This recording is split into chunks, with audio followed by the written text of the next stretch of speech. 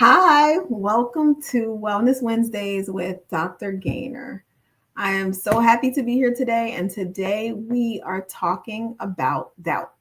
We all have doubt, right? So, we're talking about trusting ourselves when we feel lost, and I'm sure that we have all experienced that before. So, I am hoping that today I can share some tidbits that I have learned that have been helpful to me that can also help you along the way as you are navigating through all of life's challenges.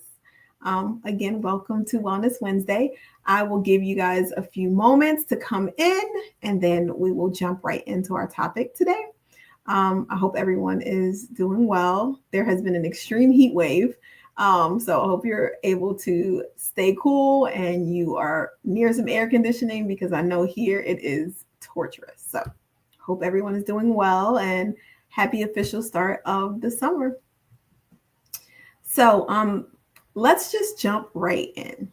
Again, this is Wellness Wednesdays with Dr. Brianna Gaynor, and we are talking about trusting yourself when you feel lost.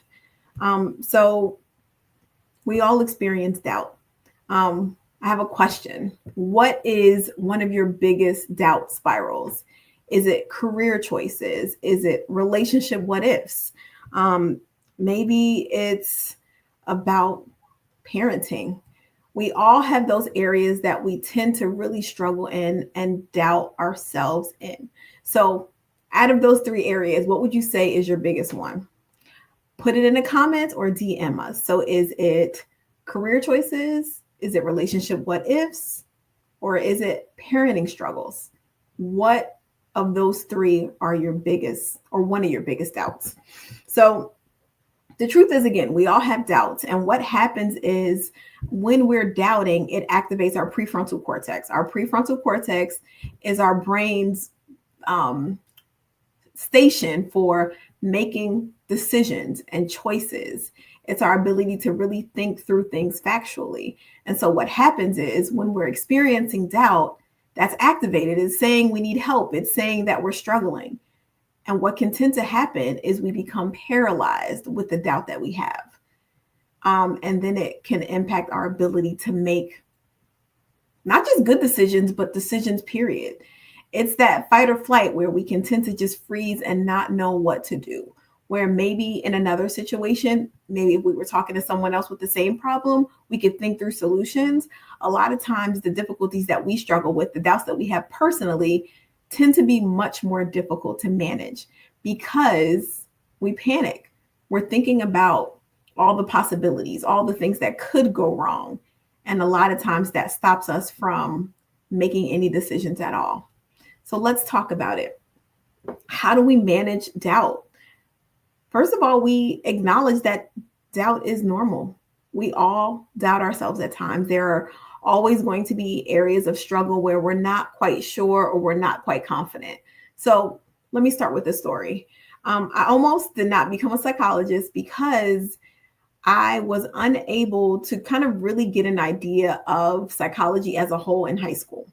I went to a small Catholic high school and there was a psychology class in my senior year of high school. And so I was really interested in psychology. I know I wanted to do it. I wanted to take the class because what a wonderful opportunity in my senior year to figure out if this was something that I wanted to do, to really be able to dive in. And unfortunately, I was deterred from taking that class by a teacher because some of the boys in my class who tended to, trying to think of the word, I don't want to say troublemakers, but tended to cause a lot more excitement in class were primarily in that class. And so the advice was, you may not learn as much because of the peers who are going to be in this class. And so as a result, I didn't take it. And so it was, first of all, discouraging. And secondly, I was like, okay, well, maybe I want to take something else. Just kind of looking into different things that maybe I would at least be able to explore. I'm definitely someone who is a planner.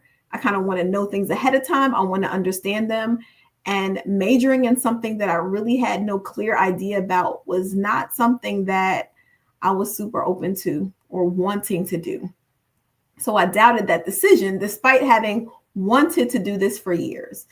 And I remember having a conversation with my mother and talking to her about it and her encouraging me that if it was something I wanted, why not try it? And also encouraging me that if I majored in something and then it didn't work out, guess what? I could major in something else. So my point is, when I was able to talk to someone because I froze, that prefrontal cortex was like, no, no, no, we can't do this. This doesn't go well for us.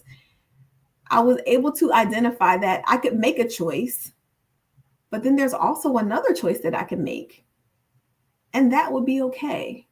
So is it possible that sometimes when we are experiencing doubt, we're not giving ourselves the opportunity to just be open to the possibilities? A lot of times doubt is related to fear of making a mistake. But haven't we all made mistakes before? And is there anything really wrong with making a mistake?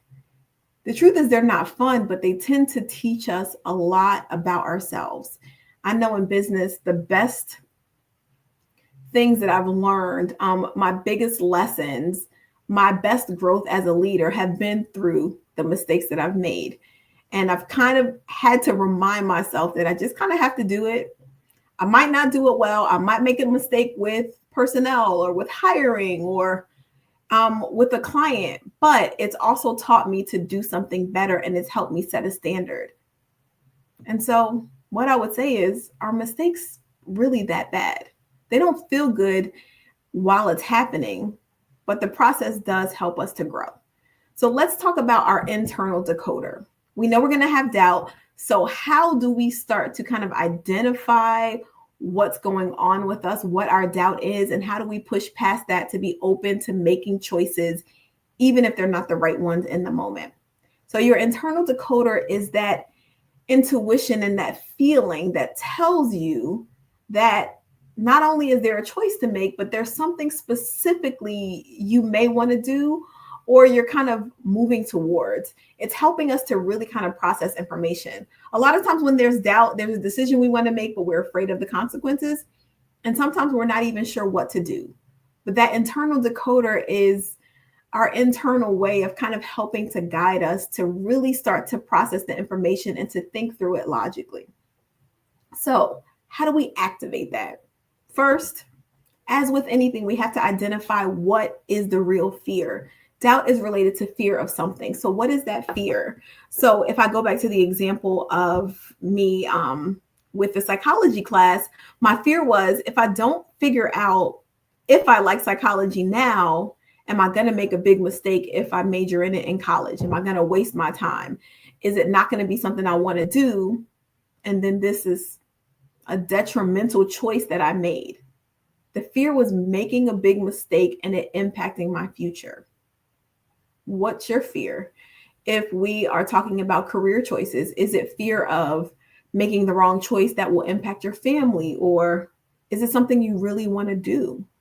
Really identifying what it is that you're fearful of will really help guide you to identify what you need to do to move forward. And a lot of times what you want.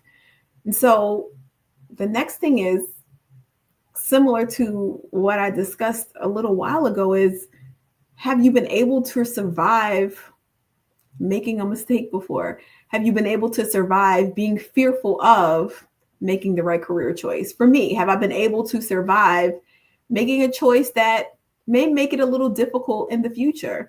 And what I found is I had been in a lot of little ways that as I was growing up, as I'm making choices about academics and friendships and relationships, I had made some mistakes, but it also made me a better friend and it made me a better person and it helped with maturity. So the truth is, a lot of the choices we make and some of the decisions we make have helped us to grow. Understanding that even if you've made a mistake, how has it helped you to be who you are now? What lessons has it taught you? How has it helped you to pass that information on to someone else? So knowing that all lessons, all choices, they all help us to grow if we can utilize them and pay attention to what we're learning. So none of it is wasted. And then finally, what's one tiny action you can do?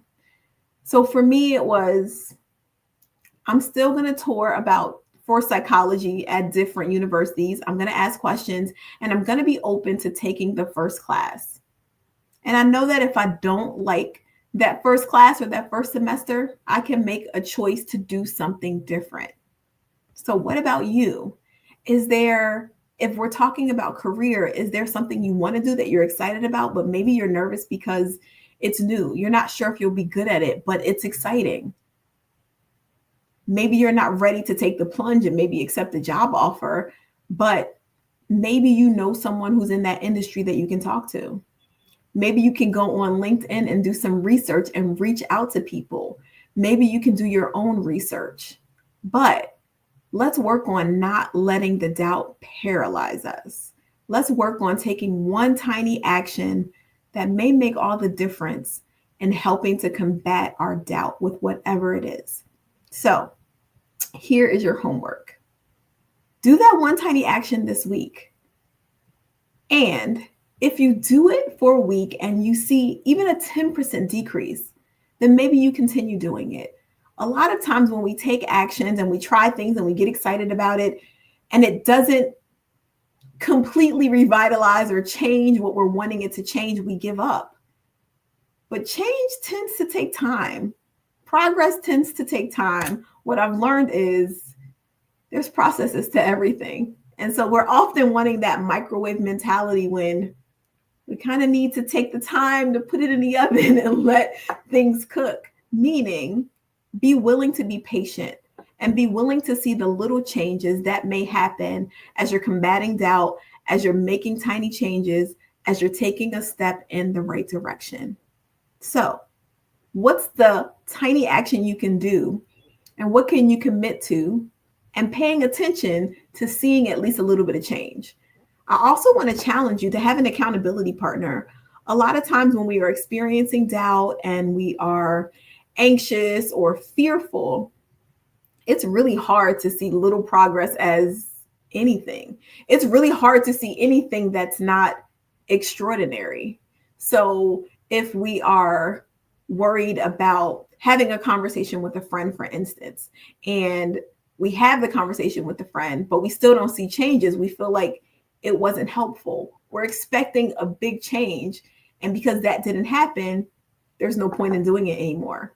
But I say the fact that you did it is a big deal. And if you can find someone who can come alongside you and actually see little improvements, even in how you're addressing whatever you're doubting, even in your ability to just do something, maybe when you've been paralyzed not to do it, then it's a big deal. So have someone help you to see the small changes, and that will help you continue forward. Understand that doubt is normal. Doubt is always going to be there in some shape or form, depending on what it is. But when you can address it, when you can start to trust yourself, even when you're lost, with that internal decoder, by identifying what your fear is, by identifying how you've been able to survive before, and one tiny thing you can do, you can overcome your doubts. And then next time you'll be a little quicker to address it than you were last time. And then the hope is you give yourself credit and you keep moving forward and you see the accomplishment in combating doubt when you feel lost. We're going to have times when we feel lost, but there are practical things that we can do to help ourselves. So this week, I want you to do whatever that 10% is and either leave it in the comments or DM us. We want to hear about your victories, and let's continue to combat doubt. This has been Wellness Wednesdays with Dr. Brianna Gaynor. I will see you soon, and thank you so much for joining. You can follow us on Dr. Gaynor Speaks on Facebook and Instagram. And I have also written my first book. It's called Nina's Smile. It's available on Amazon and all other platforms where you can get books. And thank you so much. I look forward to seeing you soon. Bye.